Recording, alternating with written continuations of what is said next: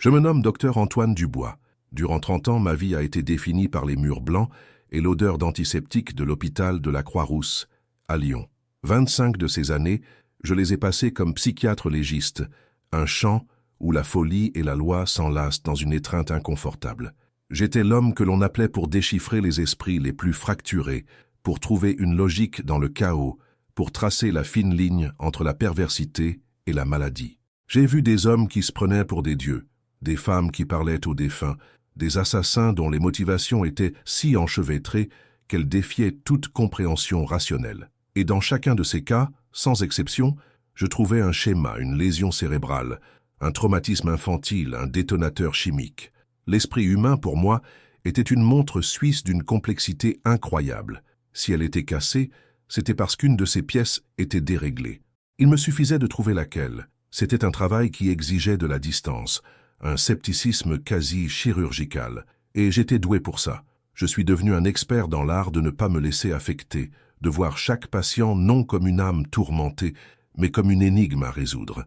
Cette armure, forgée au fil de décennies d'exposition à l'abîme de la psyché humaine, m'a bien servi. Je la croyais impénétrable.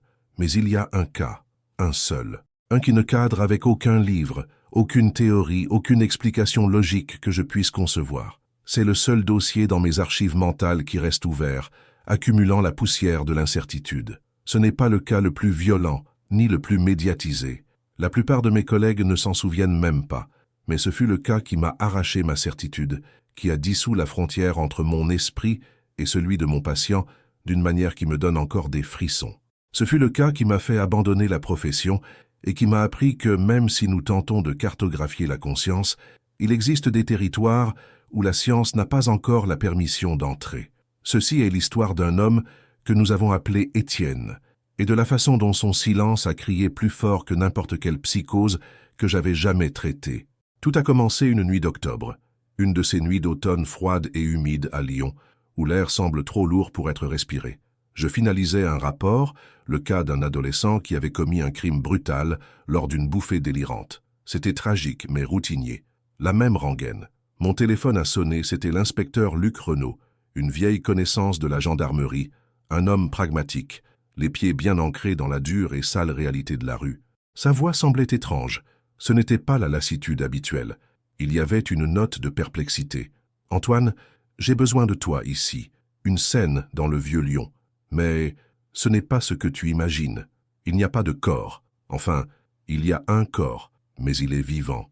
Et il y a une victime. Mais elle est morte il y a 25 ans. » La phrase n'avait aucun sens. Et c'est exactement pour ça que j'ai su que je devais y aller. Je suis arrivé devant un vieil hôtel particulier, un de ceux qui ont vu passer des générations. La rue était bouclée, gyrophares clignotants, le cirque habituel. Renaud m'a trouvé à la porte. « Entre, il faut que tu vois ça. » La scène était bizarre.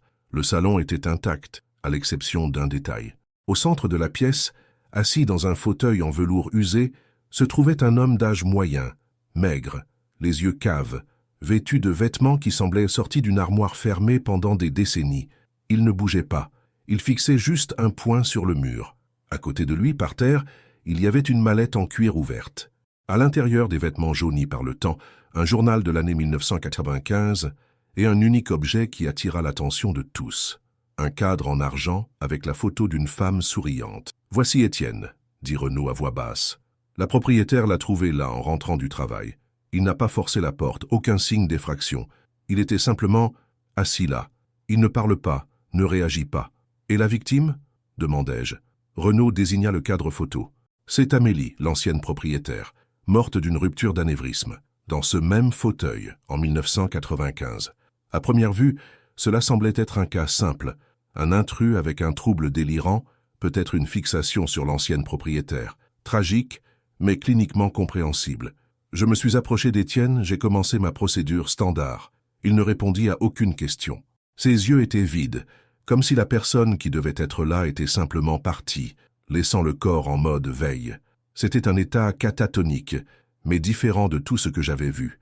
Il y avait en lui une quiétude qui n'était pas une absence, mais la présence de quelque chose, d'ancien. J'ignorais alors que cette quiétude était le prélude à la tempête qui allait détruire mon monde. Nous avons interné Étienne à l'hôpital sous mon observation directe. Le diagnostic initial fut le plus évident. Catatonie avec traits psychotiques. Nous avons lancé le protocole standard, mais il ne répondait à rien. Il passait ses journées assis dans la même position, fixant le mur de sa chambre, le même regard perdu qu'il avait sur la scène de crime. La seule chose que nous avons réussi à découvrir, c'est qu'il n'avait aucun dossier, aucune empreinte dans le système, aucune famille à sa recherche. Étienne, à toutes fins utiles, n'existait pas jusqu'à son apparition dans ce salon. Mon travail consistait à combler les vides, à trouver la clé qu'il avait enfermée en lui-même. Les premières semaines furent un exercice de frustration. Je passais des heures avec lui chaque jour, essayant tout, des stimulations verbales à la musicothérapie, dans l'espoir de provoquer la moindre réaction. Rien. C'était comme parler à une statue. Il mangeait quand on le nourrissait, dormait quand on éteignait les lumières. Un automate parfait. Je remplissais des pages et des pages de notes avec le même mot « non réactif ». L'équipe d'infirmiers commença à le traiter plus comme un meuble que comme un patient, un corps silencieux qui occupait un lit. Moi, cependant, je ne pouvais pas le quitter des yeux, sentant que ce vide était une façade pour quelque chose de bien plus complexe. La première anomalie, le premier fil qui s'est détaché du tissu de ma logique, est survenu un jeudi, presque un mois après son admission. J'étais dans mon bureau, révisant les notes du cas, quand une infirmière, Amélie, une coïncidence de prénom qui sur le moment parut triviale, entra, blême. « Docteur Dubois, vous devez voir ça. » Elle m'a conduit jusqu'à la chambre d'Étienne. Il n'était plus assis. Il était debout, dos à la porte, la main posée contre le mur en béton. Il chuchotait. Je me suis approché doucement, essayant d'entendre. Les mots étaient décousus, un murmure bas et constant. J'ai réussi à saisir quelques phrases. Le robinet de la cuisine goutte. 3 fois vite, 1 fois lentement. Le parquet grince près de la fenêtre de la chambre. Elle n'aimait pas le bruit. J'étais perplexe. « Il parle de la maison ?» demanda l'infirmière. Je ne savais que penser. Il était possible qu'il y soit allé avant, qu'il ait observé la maison, mais les détails étaient si spécifiques, si banals. Des détails que seule une personne y ayant vécu pendant des années connaîtrait. Ce fut la première fois que je ressentis le frisson de l'anomalie, la sensation que les règles de mon univers professionnel étaient subtilement tordues. J'ai décidé de prendre une nouvelle direction dans mon enquête. J'ai reparlé à l'inspecteur Renaud et demandé à m'entretenir avec la propriétaire actuelle de la maison, une jeune femme nommée Chloé. Hésitante, elle accepta de me voir. Je l'ai interrogée sur les détails qu'Étienne avait murmurés. Ses yeux s'écarquillèrent. « Oui, dit-elle, la voix tremblante. Le robinet, j'allais appeler un plombier cette semaine. Et le plancher, il grince exactement à cet endroit. Comment pourrait-il savoir ça ?» L'explication logique était qu'Étienne l'avait espionné. Mais il n'y avait aucune preuve de cela. Aucune. La maison ne portait aucune trace d'effraction et les voisins n'avaient jamais vu personne de suspect. Je commençais à sentir un malaise grandissant, le sentiment que la pièce manquante de ce puzzle ne lui appartenait pas. La sensation que quelque chose clochait commença à s'installer, non pas comme une pensée, mais comme un nœud froid dans mon estomac. J'étais face à un paradoxe, un homme qui était une page blanche, mais qui semblait avoir accès à des informations qu'il ne devrait pas posséder. J'ai fait part de mes inquiétudes à ma principale collègue, la docteure Hélène Martel, une neurologue brillante, à l'esprit aussi affûté qu'un scalpel. Hélène était l'incarnation du scepticisme scientifique, l'encre qui me maintenait à la réalité quand les cas devenaient trop étranges. Nous étions amis depuis des années, notre rivalité intellectuelle étant la base d'un profond respect mutuel. Je lui ai présenté le cas, les détails, le manque de logique. Sa réponse fut immédiate et prévisible. « Antoine, ça s'appelle la cryptomnésie. Il a été dans cette maison avant, peut-être dans son enfance, où il a entendu quelqu'un la décrire en détail. L'information est restée latente dans son subconscient et émerge maintenant de manière fragmentée à cause de son état psychotique. Tu es fatigué, tu t'impliques trop. Ne transforme pas un mystère psychiatrique en conte de fantômes. » Son explication était parfaite, élégante, scientifique, et pendant quelques jours, je m'y suis accroché. Il était plus facile de croire que j'avais tort que d'accepter l'alternative terrifiante qui commençait à se former au fond de mon esprit. J'ai essayé de me convaincre, me répétant que tout mystère a une solution rationnelle, même si elle n'est pas immédiatement apparente. Mais Étienne ne me laissait pas en paix. Il a commencé à fuiter plus d'informations. Un jour, il a décrit en détail une petite éraflure en forme d'étoile derrière l'un des carreaux de la salle de bain. Un autre jour, il a murmuré à propos d'un livre de poèmes avec une dédicace caché au fond d'un tiroir de l'armoire. Chaque détail était confirmé par une Chloé de plus en plus effrayée au téléphone. Le conflit avec Hélène s'intensifia. « C'est toi qui induis ces réponses, Antoine », me lança-t-elle lors d'une de nos discussions houleuses dans mon bureau. « Tu es si désespéré de trouver une solution que tu projettes tes attentes sur lui. C'est la base de la psychiatrie. Éloigne-toi de ce cas pendant quelques jours. » Mais je ne pouvais pas, j'étais obsédé. La logique d'Hélène avait du sens en théorie, mais elle ne collait pas avec la quiétude surnaturelle d'Étienne, avec la façon dont ces informations sortaient de lui, comme s'il était une radio mal réglée captant une vieille station. J'ai commencé à passer des nuits blanches, à lire des articles sur la mémoire et la perception extrasensorielle, m'aventurant dans des territoires que j'avais toujours considérés comme du charlatanisme. Mon armure de scepticisme commençait à se fissurer sous la pression constante de l'inexplicable. Mes collègues ont commencé à remarquer mon air épuisé, mes rapports de plus en plus spéculatifs. Je m'isolais, piégé dans une spirale avec Étienne au centre. L'élément inexplicable, le cœur du mystère, se manifesta pleinement et de manière terrifiante la 6e semaine. J'étais en séance avec Étienne. Le silence était le même que d'habitude. Soudain, il tourna la tête et me regarda droit dans les yeux. C'était la première fois qu'il établissait un contact visuel. Ses yeux n'étaient plus vides. Il y avait quelque chose en eux, une intelligence, une profonde tristesse. Et puis, il a parlé, d'une voix claire mais faible, une voix qui ne semblait pas lui appartenir. « Antoine », dit-il, « mon prénom. » Il n'avait jamais entendu mon prénom. Nous ne nous référions à lui que comme Étienne. « Tu gardes toujours la boîte en cèdre, n'est-ce pas, avec les lettres que tu n'as jamais envoyées. Celle de ton père, tu aurais dû l'envoyer. » Mon corps tout entier se figea. Le sang sembla quitter mon visage. La boîte en cèdre, un secret que je portais depuis l'adolescence. Une petite boîte où je gardais des brouillons de lettres pour mon père, qui avait abandonné ma famille quand j'avais 15 ans. Des lettres pleines de rage, de douleur, de questions qui n'ont jamais eu de réponse. Personne au monde ne connaissait l'existence de cette boîte. Personne. Je la gardais cachée au fond de mon placard, un reliquaire de ma propre douleur non résolue. Un secret si intime que même moi, je ne me permettais pas de le revisiter. La sensation ne fut pas de la peur, mais d'une violation profonde comme s'il avait passé la main à travers mon crâne pour toucher directement mon âme. À cet instant, toutes les théories d'Hélène, toute ma formation scientifique volèrent en éclats. Ce n'était pas de la cryptomnésie, ce n'était pas de la psychose, c'était autre chose. Étienne n'accédait pas seulement aux souvenirs de la maison, il accédait aux miens. À partir de ce jour, la dynamique changea. Les séances devinrent un dangereux jeu de roulette russe psychologique. Il restait silencieux pendant des heures, puis, soudainement, il me regardait et libérait un fragment de mon passé, chacun plus intime et dévastateur que le précédent. Le chien, tu l'appelais Tonnerre. Tu as pleuré une semaine entière quand il est parti. La cicatrice sur ton genou gauche, tu as dit à tout le monde que c'était en jouant au foot, mais tu es tombé de cet arbre en essayant d'impressionner la fille de la maison d'à côté. C'étaient des détails intimes, insignifiants, oubliés par moi-même, mais qu'ils mettaient en lumière avec une précision terrifiante. Chaque révélation était une petite aiguille, perçant mon armure d'objectivité, me laissant exposé et vulnérable face à un homme qui devait être mon objet d'étude. Le conflit avec Hélène atteignit son point de rupture. Elle m'accusa de faire une dépression, une sorte de psychose partagée ou folie à deux. Elle menaça de porter le cas devant le comité de l'hôpital. « C'est un miroir, Antoine, et tu te brises en regardant ton propre reflet », me cria-t-elle, les yeux remplis d'un mélange de colère et d'inquiétude sincère. Peut-être avait-elle raison. Je ne dormais plus, je mangeais à peine. La ligne entre mon travail et ma vie, que j'avais toujours maintenue si nette, s'était complètement dissoute. Étienne n'était plus impatient. Il était le gardien de mes secrets, et je n'avais aucune idée de comment il les avait volés. La question n'était plus « qu'est-ce qui ne va pas chez lui ?», mais « qu'est-ce qu'il est ?» Et la réponse à cette question me terrifiait plus que n'importe quel diagnostic psychiatrique. J'étais à la limite, conscient que le prochain pas me mènerait soit à la vérité, soit à ma propre folie. La recherche d'une réponse était devenue la chose la plus importante de ma vie, plus importante que ma carrière, ma santé mentale, tout. J'avais besoin de savoir. La situation était insoutenable.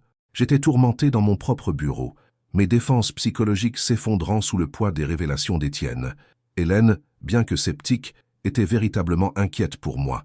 Ce fut elle, ironiquement, qui me donna la clé, sans même s'en rendre compte. « Si tu crois qu'il y a quelque chose dans son esprit qui n'est pas à lui, » dit-elle, d'un ton qui mêlait l'épuisement et un dernier effort pour me ramener à la raison, alors la seule façon de le prouver est de séparer les variables.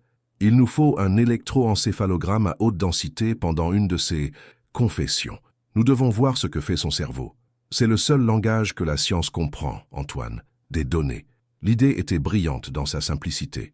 Un EEG cartographierait l'activité électrique de son cerveau. S'il accédait à ses propres souvenirs, des zones spécifiques comme l'hippocampe et le cortex préfrontal montreraient une activité intense. S'il fabulait, d'autres zones s'allumeraient. Mais si quelque chose de différent se produisait, peut-être, juste peut-être, l'examen montrerait une anomalie, un schéma qui ne correspondrait à rien de connu. C'était un pari à l'aveugle, mais c'était le seul que j'avais. C'était ma dernière chance de me prouver que je n'étais pas fou. Nous avons préparé le laboratoire de neurologie le soir même. Juste moi, Hélène et un technicien de garde. Nous avons transféré Étienne dans la salle, une procédure qu'il accepta avec sa passivité habituelle. Pendant que le technicien lui appliquait les 256 électrodes sur le cuir chevelu, Hélène m'observait attentivement. « Antoine, si ça ne montre rien, tu te retires du cas. Promets-le. » J'ai hoché la tête, mais je savais que je ne pourrais pas. J'étais déjà trop enfoncé dans l'abîme. Une fois Étienne connecté à l'appareil, je me suis assis en face de lui. L'écran à côté de moi montrait ses ondes cérébrales, un motif rythmique et calme, typique d'un état de repos. Les lumières de la salle étaient tamisées. Le seul son était le doux bourdonnement de l'équipement. « Étienne, commençai-je, la voix plus ferme que je ne me sentais. Où es-tu maintenant ?» Silence. Les ondes cérébrales restèrent inchangées. J'ai attendu. Les minutes s'étiraient. Hélène croisa les bras, son regard disant « Je t'avais prévenu ». J'étais sur le point d'abandonner quand Étienne leva la tête. Ses yeux se plantèrent dans les miens. Et alors, l'enfer se déchaîna. « Je suis dans le noir », dit-il, avec cette même voix d'emprunt. « Là où tu l'as laissé, seul. » L'écran de l'EEG explosa d'activité. Mais ce n'était pas le schéma de la récupération de mémoire. Hélène se pencha en avant, les yeux fixés sur les données, l'incrédulité s'emparant de son visage. « Ce n'est pas possible », murmura-t-elle. Son lobe occipital, la zone de traitement visuel, s'active comme s'il regardait un film en haute définition, et le cortex auditif aussi. Mais la zone de la mémoire est presque inactive, il ne se souvient de rien. Il perçoit, en temps réel. Ce fut à cet instant, en regardant les ondes chaotiques sur l'écran et les yeux d'Étienne, que la vérité me frappa. La découverte, le moment Eureka, fut une vague de glace et de clarté. Étienne n'accédait pas à des souvenirs. Il n'était ni médium, ni télépathe. Il était une antenne. Son propre esprit, son identité, avait été anéanti par un traumatisme inconnu, laissant un vide parfait. Et ce vide se syntonisait, captant les échos psychiques laissés dans les lieux. Dans la maison, il avait capté la conscience résiduelle d'Amélie, ses habitudes, les petits souvenirs imprégnés dans les murs. Et ici, dans cet hôpital, après des heures et des heures de proximité avec moi, il avait syntonisé la seule fréquence assez forte pour combler son vide, la mienne. Il ne lisait pas mon esprit. Il vivait mes souvenirs comme s'ils étaient les siens. Au moment où cette compréhension se solidifia dans mon esprit, quelque chose se brisa. Le pic de tension ne fut pas une explosion, mais une implosion. Étienne se pencha en avant, portant les mains à sa tête, un faible gémissement s'échappant de sa gorge.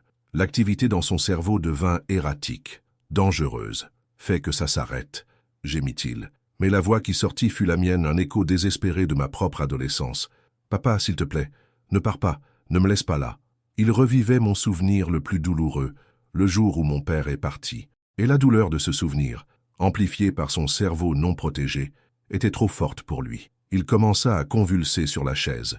Hélène cria au technicien, demandant un sédatif.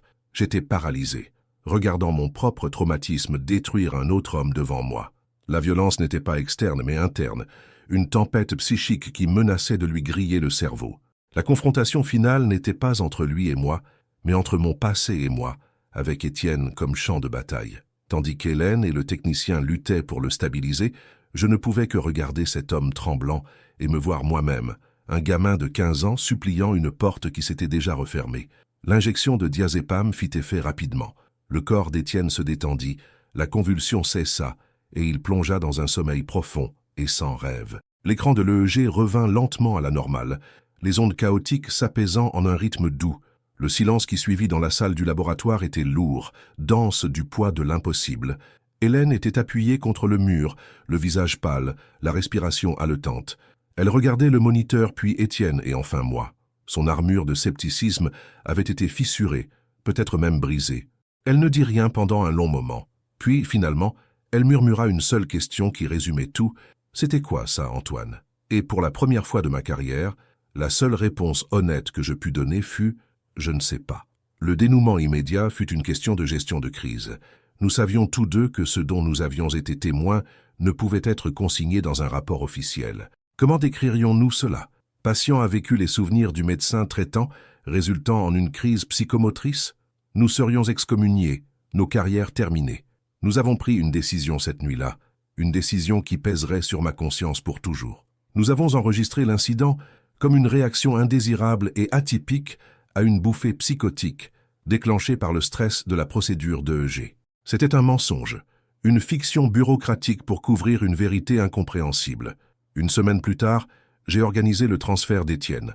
Il fut envoyé dans une institution de soins de longue durée à la campagne, un endroit calme et isolé. Le diagnostic qui l'accompagnait était délibérément vague. Trouble dissociatif chronique avec sensibilité environnementale aiguë. C'était le plus près de la vérité que j'osais m'approcher. C'était la seule façon de le protéger. S'il était une antenne, il avait besoin d'être dans un lieu avec le moins de signaux possible, loin des esprits tourmentés, loin de moi. La résolution de l'affaire, sur le papier, fut complète. Le patient fut stabilisé et transféré dans un lieu approprié. Mais pour moi, la résolution fut terriblement incomplète. Le mystère central demeurait. Quelle a été la cause du traumatisme originel d'Étienne? Qu'est-ce qui a anéanti sa personnalité de manière si absolue, au point de transformer son esprit en un vide? Et le plus effrayant, ce phénomène lui était-il exclusif, ou cette capacité latente, cette perméabilité de la conscience, existe-t-elle en chacun de nous tenu à distance seulement par la force de notre propre identité? Ces questions n'avaient pas de réponse. Elles devinrent les fantômes qui occupèrent à l'espace qu'Étienne avait laissé dans mon esprit. Le cas était clos, mais l'énigme était plus ouverte que jamais. La transformation personnelle qui s'ensuivit fut sismique. Je ne pouvais plus entrer dans un cabinet de la même manière. Je regardais mes patients et voyais non seulement leur maladie, mais le potentiel terrible que leurs esprits se connectent au mien. La distance professionnelle, l'objectivité qui était la base de ma pratique, avait été irrévocablement compromise. Comment pourrais-je analyser un patient en sachant que les murs entre nos consciences étaient au mieux de fragiles membranes? Moi, l'homme qui voyait l'esprit comme un mécanisme, je devais maintenant faire face à la possibilité qu'il soit plus comme un champ énergétique, quelque chose qui pouvait s'infiltrer, se superposer, se refléter et, ce faisant, détruire. Ma foi en la science ne fut pas détruite, mais elle fut profondément ébranlée. La science était une carte, mais j'avais découvert que la carte n'est pas le territoire. Il y avait de vastes étendues de l'existence humaine que nos outils ne pouvaient encore ni mesurer ni comprendre. Et je n'avais plus l'arrogance de croire que je pouvais tout déchiffrer. J'avais passé toute ma vie à construire un château de certitudes logiques, et en quelques semaines, un unique patient silencieux l'avait démoli, brique par brique. 3 mois après le transfert d'Étienne, j'ai présenté ma démission. C'était un acte d'autopréservation. Je n'étais plus apte à guider quiconque à travers les labyrinthes de l'esprit, car je m'étais irrémédiablement perdu dans le mien. Mes collègues, y compris Hélène, qui ne mentionna plus jamais ce que nous avions vu cette nuit-là, pensèrent que je souffrais d'épuisement, le fameux burn-out. Je les ai laissés le croire. C'était plus simple que d'essayer d'expliquer la vérité. Aujourd'hui, je vis une vie solitaire. J'écris, je lis, je marche. Je trouve du réconfort dans la simplicité, dans la solidité du monde physique. Mais les nuits sont toujours difficiles. Le silence de ma maison semble parfois lourd, chargé de souvenirs qui ne sont pas les miens. La conclusion pour moi n'est jamais arrivée. Je porte l'histoire d'Étienne comme une cicatrice dans l'âme. Parfois, je me surprends à regarder dans le vide, tout comme il le faisait. Et je me demande, en l'envoyant au loin, l'ai-je sauvé ou me suis-je seulement débarrassé du miroir qui montrait mes propres fractures avec une clarté insupportable? L'ai-je protégé, lui, ou me suis-je protégé, moi? Et la pensée finale, celle qui revient toujours dans les moments les plus calmes avant le sommeil, est la plus inquiétante de toutes. Je pense à Étienne, dans cette chambre silencieuse à la campagne. Je me demande si son esprit est toujours vide, ou si, à défaut de signaux forts, il a commencé à syntoniser les échos plus faibles autour de lui, les murmures du vent, les souvenirs des arbres, les douleurs silencieuses des autres âmes perdues qui habitent ce lieu. Et la question qui me tient éveillé est, de qui sont les souvenirs qu'Étienne est en train de vivre maintenant?